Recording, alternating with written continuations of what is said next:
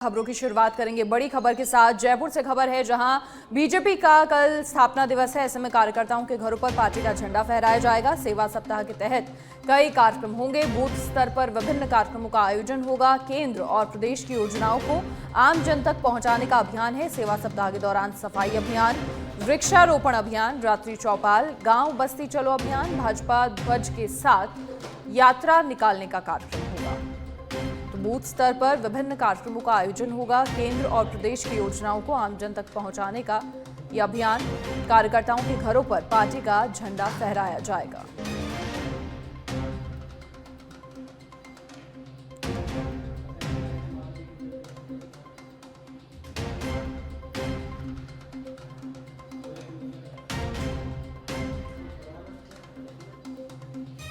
अधिक जानकारी के लिए हमारे पॉलिटिकल एडिटर लाल सिंह फौजदार फोन लाइन पर जुड़ गए हैं। लाल सिंह, क्या कुछ पूरी जानकारी? देखिए, स्थापना दिवस है बीजेपी का कल और ऐसे में सेवा सप्ताह के तहत कई सारे कार्यक्रम होंगे और जो विचारधारा है वो कह लीजिए या फिर प्रदेश की जो योजनाएं हैं, लगातार कार्य हो रहा है, कार्यकर्ताओं को भी मजबूती मिलेगी और प्रदेश की जनता तक सरकार की योजनाओं को पहुंचाने का काम भी किया जाएगा। जी मनीषा, 6 अप्रैल 1980 को भारतीय जनता पार्टी की स्थापना हुई थी। उसी कड़ी में 6 अप्रैल को भाजपा अपना स्थापना दिवस मनाती है और इस बार प्रदेश भाजपा ने वृहद स्तर पर कार्यक्रम आयोजित करने की योजना बनाई है। यानी राजधानी से लेकर बूथ स्तर तक कार्यक्रम आयोजित किए जाएंगे और एक सप्ताह भाजपा स्थापना दिवस के कार्यक्रम आयोजित किए जाएंगे। सेवा सप्ताह नाम दिया गया है, यानी कि तमाम वो कार्य किए जाएंगे जो जनहित के कार्य हैं। एक सप्ताह तक एक कार्यक्रम चलेगा जिसमें चाहे वो आपके केंद्र की योजनाएं हो, चाहे वो राज्य सरकार की योजना हो, कैसे सरकार ने जन कल्याणकारी योजनाओं को जमीनी धरातल पर उतारा है, उस अभियान के तहत आम जनता तक उनको पहुंचाया जाएगा। खासकर बात करें तो एक राष्ट्र एक चुनाव, वक्फ संशोधन विधेयक, ट्रिपल तलाक, कश्मीर धारा 370 की समाप्ति, इसी तरह राज्य सरकार के कई अहम फैसले, इन तमाम फैसलों को लेकर जनता कार्यकर्ताओं के बीच कार्यकर्ता जनता के बीच जाएंगे मनीषा। और साथ ही 6 अप्रैल को ही इस सप्ताह के दौरान हर भाजपा के कार्यकर्ता के घर पार्टी का ध्वज फहराया जाएगा। विशेष अभियान चलाया जाएगा। इसको लेकर हर घर पर पार्टी का ध्वज फहराया जाएगा। ये एक बृहद कार्यक्रम है। वृक्षारोपण अभियान चलेगा। रात्रि चौपाल होंगी जिसमें कार्यकर्ता बैठेंगे। जिन गाँव में जिन बूथ पर रात्रि चौपाल की जाएगी वहाँ जनता की आवाज सुनी जाएगी। साथ ही सरकार की योजनाओं की चर्चा होगी। गांव चलो बस्ती चलो अभियान चलाया जाएगा। इसके तहत कार्यकर्ता गांव-गांव जाएंगे, वहां पर भी जनताओं की समस्याओं को सुनेंगे और पार्टी की विचारधारा को आम जन तक पहुंचाने का काम करेंगे। तो इस तरह तमाम कार्यक्रमों के जरिए अपनी विचारधारा को आम जनता के बीच पहुंचाने की मुहिम है। जैसे कि कुछ दिन पहले जब मीडिया से रूबरू हुए थे प्रदेश अध्यक्ष मदन राठौड़, तो उन्होंने कहा था कि भाजपा की जो राष्ट्रवादी नीतियां हैं, राष्ट्र सर्वोपरि मानते हुए पार्टी जो काम कर रही है, वो नीतियां वो विचारधारा आम जन तक पहुंचे। लिहाजा बूथ स्तर तक कार्यकर्ता अपने इस विराट अभियान में जुटकर लगेंगे। जी बहुत शुक्रिया लाल सिंह तमाम जानकारी साझा करने के लिए आपका। तो सेवा सप्ताह के दौरान कई सारे अभियान चलाए जाएंगे जिनमें सफाई अभियान, गांव बस्ती चलो अभियान भी शामिल है और वृक्षारोपण अभियान होगा। रात्रि चौपाल का आयोजन होगा।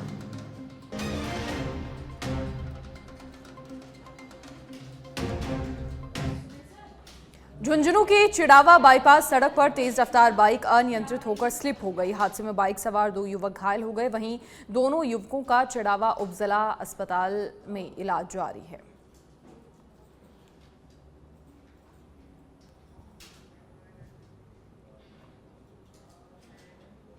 और चैत्र नवरात्रि का आज 8वां दिन है। आज दुर्गा अष्टमी मनाई जा रही है। घर घर में पूजा अर्चना के साथ कन्याओं को भोजन करवाकर उनका आशीर्वाद दिया जा रहा है। वहीं शक्तिपीठों में भी आज और कल यानी कि अष्टमी और नवमी के दिन श्रद्धालुओं की भारी भीड़ उमड़ रही है। चैत्र नवरात्रि की अष्टमी को मां दुर्गा के मंदिरों में भी वहां के महागौरी स्वरूप की पूजा अर्चना की जा रही है।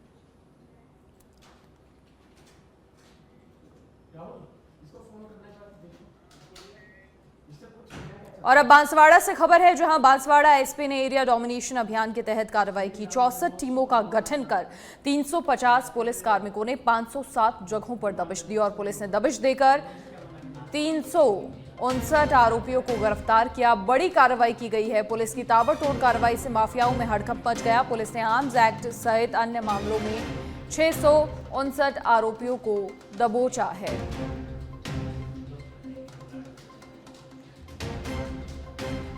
बड़ी कार्रवाई को अंजाम दिया गया है। पुलिस की इस ताबड़तोड़ कार्रवाई से माफियाओं में हड़कंप मच गया है। एरिया डोमिनेशन अभियान के तहत ये कार्रवाई की गई है।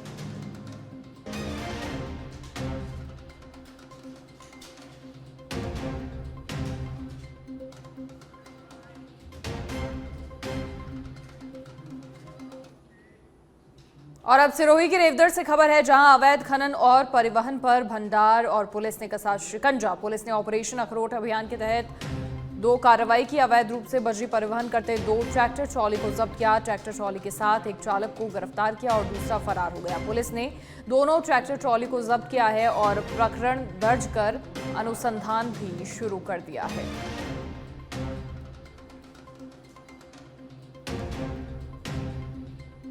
तो अवैध परिवहन करते 2 ट्रैक्टर ट्रॉली को जब्त किया गया है। खनन और परिवहन पर मंडार पुलिस ने शिकंजा कसा।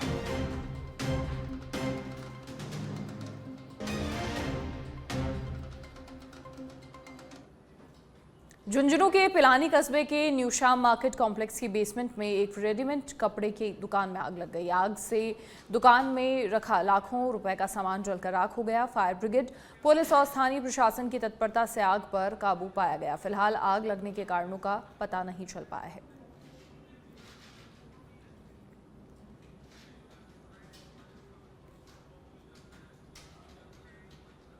खैरथल तिजारा के टपुकड़ा में पुलिस ने ऑपरेशन क्लीन स्वीप के तहत एक बड़ी कार्रवाई को अंजाम दिया है। पुलिस ने एक तस्कर के पास से 7.770 किलोग्राम अवैध गांजा बरामद किया है और साथ ही आरोपी के पास से 2 अलग अलग पैकेट में गांजा मिला है। वहीं आरोपी के पास मादक पदार्थ रखने या बेचने का कोई लाइसेंस नहीं मिला है।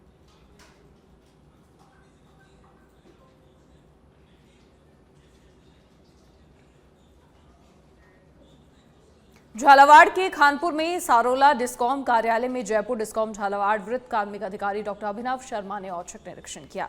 निरीक्षण के दौरान सभी कर्मचारी उपस्थित पाए गए। वहीं संस्थापन अधिकारी रोहित कुमार मालव को निगम के प्रति उत्कृष्ट कार्य के लिए सम्मानित किया गया। निरीक्षण के दौरान legal court case, RTI, CL और मूवमेंट रजिस्टर सदांतरित पाए गए।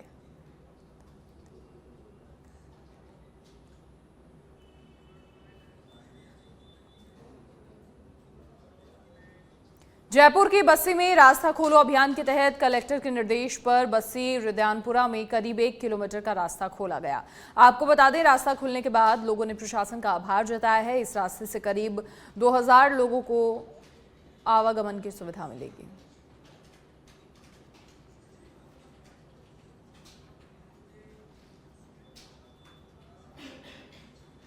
भरतपुर के बयाना में दर्दनाक हादसा सामने आया, जहां थ्रेशर मशीन की चपेट में आने से एक महिला की मौत हो गई। आपको बता दें, मशीन से गेहूं की फसल निकालते समय थ्रेशर मशीन के जॉइंट में साड़ी फंसने से यह हादसा हुआ।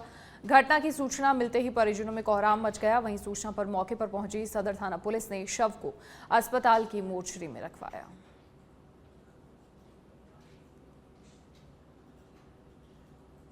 दिनांक 5/4/2025 को हॉस्पिटल से सूचना मिली है कि एक औरत की मृत्यु हो गई है। इस पर मन एस लाल सिंह थाना से रवाना होकर आया। वहाँ पर देखा गया है कि कटर में आने के कारण टूपंती बाबू महाराज सिंह जाति गुजर निवासी नगला वंशिया की कृषि कार्य करते समय मृत्यु हो गई है, जिसकी पोस्टमार्टम। खबर झुंझुनू से है, जहां भाजपा 6 अप्रैल को अपना स्थापना दिवस मनाने जा रही है, तो वहीं दूसरी तरफ 6 अप्रैल को ही इस बार रामनवमी का पर्व भी है। ऐसे में बीजेपी कार्यकर्ताओं में इस दिन को लेकर जबरदस्त उत्साह देखने को मिल रहा है। वहीं बीजेपी स्थापना दिवस से इस बार सप्ताह भर के कार्यक्रम आयोजित करने जा रही है, जिसे लेकर झुंझुनू के बीजेपी जिला कार्यालय में जिलाध्यक्ष बनवारी लाल सैनी की अध्यक्षता में तैयारियों को लेकर बैठक हुई।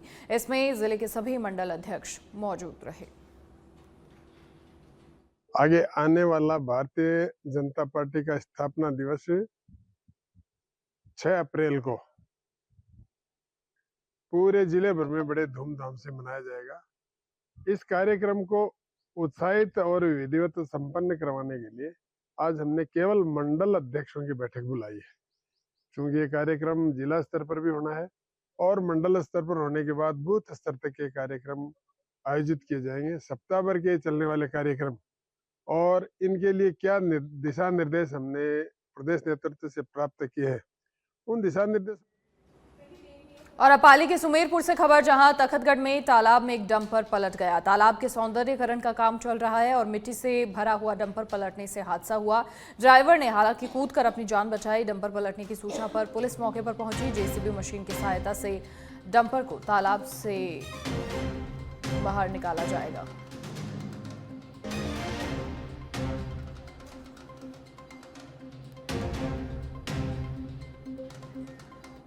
पूरे प्रदेश में पंचायतों और निकायों का पुनर्गठन का काम चल रहा है और जिसका विरोध भी लगातार जारी है। दरअसल काफी सारे गांव ऐसे हैं जिन्हें शहरी निकायों में जोड़ा जा रहा है। झुंझुनू में 3 गांव के लोगों ने कलेक्ट्रेट पर प्रदर्शन किया और साथ ही किसान सभा के उपाध्यक्ष सुभाष बुगालिया के नेतृत्व में गांव कारी, सौंथली और बुगाला के ग्रामीणों ने बताया कि फिलहाल नवलगढ़ पंचायत समिति में वो आते हैं, लेकिन उन्हें नवलगढ़ से हटाकर नई बनने वाली मुकुंदगढ़ पंचायत समिति में शामिल करने की कोशिश हो रही है, जिसे कोई भी ग्रामीण मंजूर नहीं कर रहा। हमारी मांग आज ये है कि आज़ादी से लेके और आज तक पहले हमारी उदयपुरवाटी तहसील थी और एक ही पीढ़ी के अंदर 2 तहसीलें, 2 पंचायत समितियां बदल गई। आज पहले बाद में 1986 के अंदर नवलगढ़ नई पंचायत समिति बनी थी। उस टाइम सौंथली से लेके और टोटल जो बड़वासी तक का इलाका है सारे के सारी नवलगढ़ कर दी। आज नवलगढ़ से हटाकर, और जबकि कारी, बुगाला, सौंथली ऐसे गांव हैं कि 3 उपखंडों के मध्य में है और वो आखिरी छोर पर पड़ते हैं। मुकुंदगढ़ भी आखिरी छोर पर पड़ता है, मंडावा के अधीन हो गया, नजदीक हो गया। तो इतना अगर बुगाला से कोई आ जाएगा किसान, पहले जाखल जाओ, जाखल से वाया नवलगढ़, नवलगढ़ से। डूंगरपुर के साबला थाना क्षेत्र के काबजा गांव के वाडा कुंडली में 2 मकानों में चोरी की वारदात को अंजाम दिया गया, जिसमें एक मकान से लाखों के जेवरात और नकदी चुरा कर ले गए। वहीं दूसरे परिवार की गणना बाकी है। मामले की सूचना पर पुलिस पहुंची, निरीक्षण किया और आगे की कार्रवाई जारी है।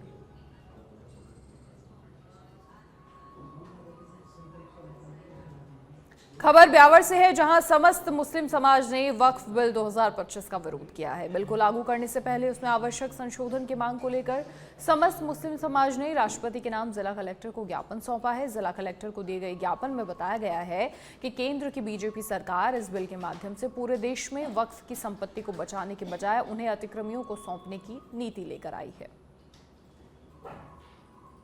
हाल ही के अंदर जो वर्तमान सरकार है, बीजेपी की, एनडीए की जो गठबंधन सरकार है, उन्होंने एक वक्फ जो संशोधन विधेयक बिल है 2025, उसको संशोधन करके पारित किया है लोकसभा और राज्यसभा में। तो हमने माननीय राष्ट्रपति के जिला कलेक्टर के सामने एक ज्ञापन दिया है। ज्ञापन का मकसद ये है कि जो वक्फ बिल है उसके अंदर जो संशोधन किए गए वो गैर संवैधानिक है, क्योंकि ये मुसलमानों की जितनी भी प्रॉपर्टी है जो वक्फ की गई है, वक्फ का मतलब सीधा सा है कि जो अल्लाह की राह में दी गई है उसमें किसी तरह का कोई बदलाव नहीं, किसी तरह का कोई ट्रांसफर नहीं और किसी तरह की कोई दखल अंदाजी नहीं, चाहे वो खुद मुसलमान ही क्यों ना हो। इसी तरह भारत ही नहीं, पूरी दुनिया के मुसलमान अगर अपनी प्रॉपर्टी वक्फ करना चाहे तो वो कर सकते हैं अल्लाह की राह में।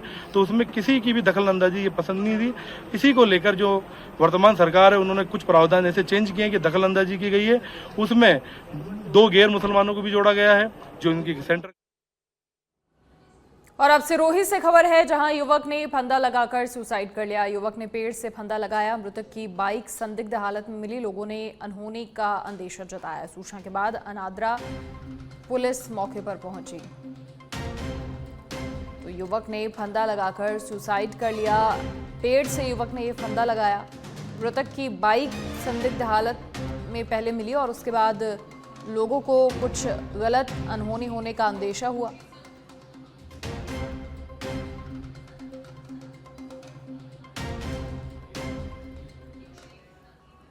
मेहंदीपुर बालाजी में कल श्री राम जन्मोत्सव धूमधाम से मनाया जाएगा। महंत डॉक्टर नरेशपुरी महाराज के सानिध्य में श्री राम जन्मोत्सव की तैयारियों को अंतिम रूप दिया जा रहा है। सीताराम मंदिर को रंग बिरंगी लाइटों और फूल बंगला झांकी सहित भगवान राम लला की बाल रूप की झांकियों से भव्य रूप से सजाया जा रहा है। मंदिर के बाहर श्री राम लला के जन्म उत्सव की शहनाइयां गूंजने लगी हैं। भजन कीर्तनों का दौर जारी रहने के साथ ही दर्शनों के लिए श्रद्धालुओं का तांता लगा हुआ है। वहीं कल से ही मेहंदीपुर बालाजी में 10 दिवसीय हनुमान जन्मोत्सव की धूम रहेगी। देश के कोने कोने से लाखों श्रद्धालु महोत्सव में शामिल होंगे और इसी के साथ हनुमान जन्मोत्सव की भी भव्य तैयारियां चल रही हैं। हनुमान जन्मोत्सव की भव्य साज सज्जा श्रद्धालुओं के आकर्षण का केंद्र रहेगी। बालाजी मंदिर के बाहर विशाल स्वागत द्वार भी बनाए जा रहे हैं। माकपा की 5 सदस्यीय प्रतिनिधि मंडल माकपा जिला नीमका थाना सचिव ओम प्रकाश यादव के नेतृत्व में गढ़ टकनेत की ढाणी ढालावाली का दौरा कर शादी वाले परिवार से मुलाकात की गई। यादव ने बताया कि शादी वाले परिवार में केवल एक महिला और एक बच्चा मिला। ढाणी के लोगों ने आरोप लगाया दूसरी बार ढाणी में जो पुलिसकर्मी आए थे वो शराब के नशे में थे। साथ ही आरोप लगाया उन्होंने आते ही महिलाओं और लोगों से अभद्र व्यवहार किया और इसीलिए घटना हुई। ढाणी वासियों ने आरोप लगाया कि पुलिस आरोपी महिपाल को पकड़ने आई थी और उसे पुलिस दिन में भी पकड़ सकती थी। लोगों ने बताया कि पुलिस जो हमले का आरोप लगा रही है वो बिल्कुल गलत है। दूसरी ओर अजीतगढ़ थाने में एसआई नेकीराम माफ कीजिएगा ने आरोपों को निराधार बताते हुए कहा कि कोई भी पुलिसकर्मी शराब के नशे में नहीं था। ढाणे वाले जो आरोप लगा रहे हैं निराधार हैं। पुलिस तो परिवादी की सूचना पर आरोपी को पकड़ने गई थी तो लोगों ने पुलिस पर ही हमला कर दिया।